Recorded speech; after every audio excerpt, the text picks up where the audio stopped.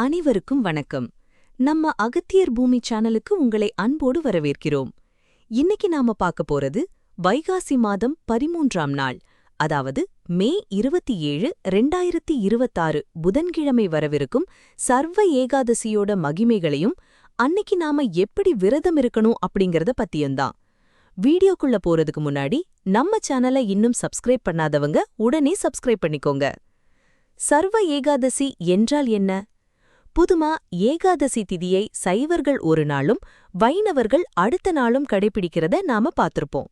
ஆனா எந்தவிதமான கருத்து வேறுபாடும் இல்லாம உலகத்துல இருக்கிற அத்தனை ஆன்மீக அன்பர்களும் ஒரே நாள்ல ஒன்னா இணைஞ்சு கொண்டாடுற மிக புனிதமான நாள்தான் இந்த சர்வ ஏகாதசி. இந்த நாள்ல விரதம் இருக்கிறது மகாவிஷ்ணுவோட முழுமையான அருளை நமக்கு பெற்றுத்தரும். விரதத்தின் மகத்துவங்கள்.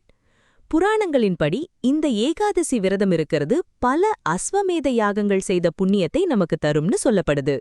நாம தெரிஞ்சோ தெரியாமலோ செய்த பாவங்கள் எல்லாமே இந்த ஒரு நாள் விரதத்தால பஸ்பமாகிடும். குறிப்பா வைகாசி மாதத்துல வர்ற இந்த ஏகாதசி நம்ம குடும்பத்துல இருக்கிற பண கஷ்டத்தை நீக்கி செல்வ செழிப்பையும் மன அமைதியையும் தரும். அறிவியல் ரீதியா பார்த்தா இந்த உபவாசம் நம்ம உடம்ப சுத்திகரித்து ஆரோக்கியத்தை மேம்படுத்துது. சரி, இந்த நாள்ல நாம என்ன செய்யணும்? முதல்ல அதிகாலை பிரம்ம முகூர்த்தத்துல எழுந்து நீராடிட்டு பூஜை அறையில பெருமாளுக்கு நெய் தீபம் ஏற்றி வழிபடணும். முடிஞ்சவங்க அன்னைக்கு முழுசா உணவை தவிர்த்து உபவாசம் இருக்கலாம். உடல்நிலை ஒத்துழைக்காதவங்க பால், பழங்கள் மட்டும் சாப்பிட்டு விரதத்தை தொடரலாம். முக்கியமா அன்னைக்கு நாள் முழுக்க உங்க மனசுக்குள்ள ஓம் நமோ நாராயணாய அப்படிங்கிற மந்திரத்தை சொல்லிக்கிட்டே இருங்க. விஷ்ணு சகஸ்ரநாமம் கேட்பது ரொம்ப விசேஷம்.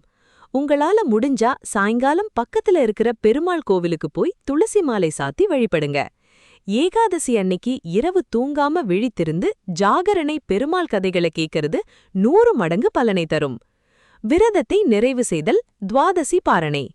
மறுநாள் வியாழக்கிழமை, அதாவது துவாதசி அன்னைக்கு காலையில சீக்கிரம் குளிச்சுட்டு பெருமாளை கும்பிட்டதுக்கு அப்புறமா விரதத்தை முடிக்கணும். அன்னைக்கு சமையல்ல கண்டிப்பா அகத்திக்கீரை, நெல்லிக்காய், சுண்டைக்காய் சேர்த்துக்கணும். இது உடம்புல இருக்கிற நச்சுக்களை நீக்க உதவும். இதையெல்லாம் சாப்பிட்டு விரதத்தை நிறைவு செய்யுங்க. இந்த சர்வ ஏகாதசி நன்னாளை தவறவிடாம பெருமாளோட அருளை எல்லாரும் பெறணும்னு வேண்டிக்கிறேன்.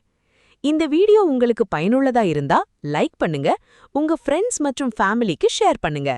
உங்க கருத்துக்களை கீழே கமெண்ட்ல சொல்லுங்க. அடுத்த ஒரு நல்ல ஆன்மீக வீடியோவில் சந்திப்போம். நன்றி, வணக்கம்.